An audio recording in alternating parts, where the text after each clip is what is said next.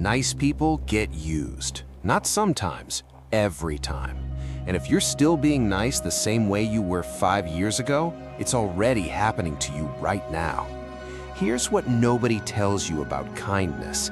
It's not a personality trait, it's a resource. And resources that don't have a price get taken, not appreciated. In the next few minutes, I'm going to show you 5 reasons nice people get used, why it's not your kindness that's the problem, and exactly what separates a nice person who gets walked on from a good person who commands respect. By the end of this, you won't stop being kind, you'll stop being free. Somewhere along the way, you learned that being agreeable was the same thing as being good, that saying yes made you a good friend, a good employee, a good partner. Nobody taught you the other half of that lesson, that a yes with no cost attached teaches people you can be spent without consequence. Machiavelli built an entire philosophy on one idea most people never absorb. Intentions don't protect you, only structure does.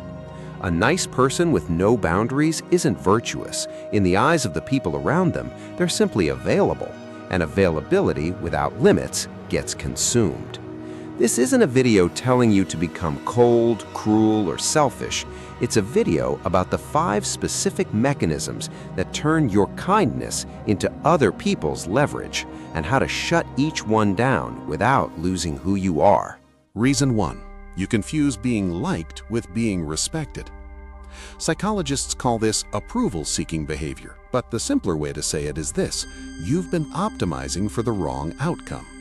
You want people to like you in the moment. Powerful people optimize for something else entirely, being trusted to hold a line. Here's the trap. Liking is immediate. Respect is earned slowly, often through moments where you disappoint someone on purpose because the alternative, bending, would cost you more later. Every time you choose being liked over holding your position, you win the short game and lose the long one. Machiavelli wrote that it's more secure to be feared than loved if you cannot be both, not because fear is good, but because love without consequence is fragile, and fear built on respect is durable. Being liked can evaporate in one conversation. Being respected survives disagreement. The fix? Stop asking, will they still like me if I say no? Start asking, will they still respect me if I say yes? That single substitution changes almost every decision you make around other people. Reason 2. You explain your boundaries instead of just holding them. When you say no to someone, what do you do next? If you're like most nice people, you immediately soften it. You give 3 reasons. You apologize. You offer an alternative. You do everything except let the no stand on its own.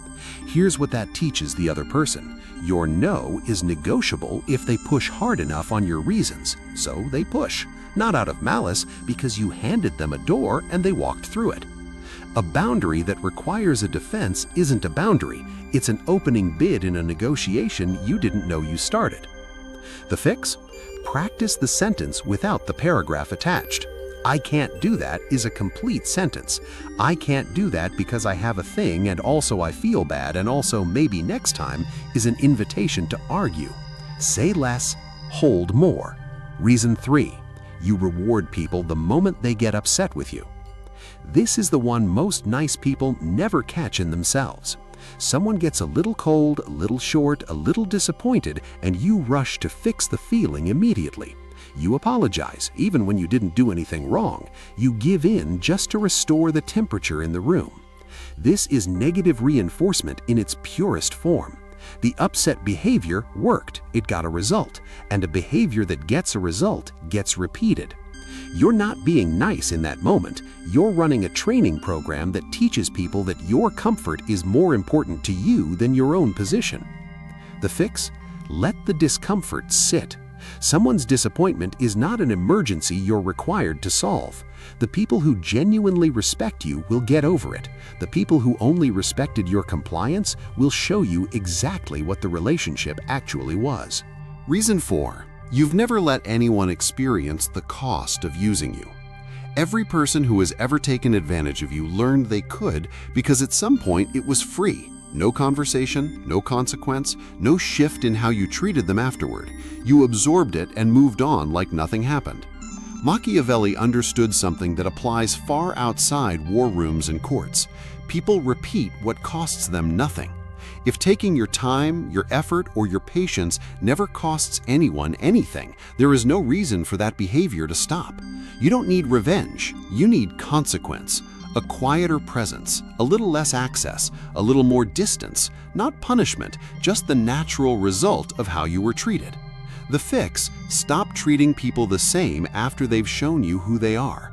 That's not bitterness, that's information being used correctly. If you've recognized even one of these patterns in yourself so far, you already know it's not really about being too nice. It's about never having built the other half of kindness, the part that protects it. Keep watching, because the fifth reason is the one running underneath all the others, and once you see it, you won't be able to unsee it in your own life. Reason 5. You believe your value depends on what you give away. This is the root. Underneath the approval-seeking, the over-explaining, the appeasing, the endless second chances is one quiet belief: if I stop giving, I stop being worth keeping around. That belief is why you can't say no without guilt. It's why setting a boundary feels like betrayal instead of self-respect. As long as you believe your value is measured by how much you hand over, every single leak above will keep reopening no matter how many times you try to close it. The people who are hardest to use are not the ones who give the least. They're the ones whose sense of worth was never up for negotiation in the first place. They give generously, but from confidence, not from fear of being discarded. The fix: separate the two questions you've been merging your whole life. Am I generous? And am I worth something? They are not the same question. You can be deeply generous and still know with total certainty that your value was never conditional on it. 5 reasons: chasing being liked over respected, explaining boundaries instead of holding them, rewarding people's upset reactions, letting people use you for free, and believing your worth is tied to what you give away. One root underneath all 5, a sense of worth that depended on being useful instead of being solid. None of this requires you to become someone harder, colder, or less kind. It requires you to stop paying for relationships with pieces of yourself that were never supposed to be for sale. The people who deserve you will still be there when you stop discounting yourself. The people who leave were only ever there for the discount. If this hits something real, tell me in the comments. Write, "I'm done being free," and let's see how many of you are ready to stop being used and start being respected. And don't stop here. The next video goes even deeper into a pattern most people never catch until it's cost them everything. See you there.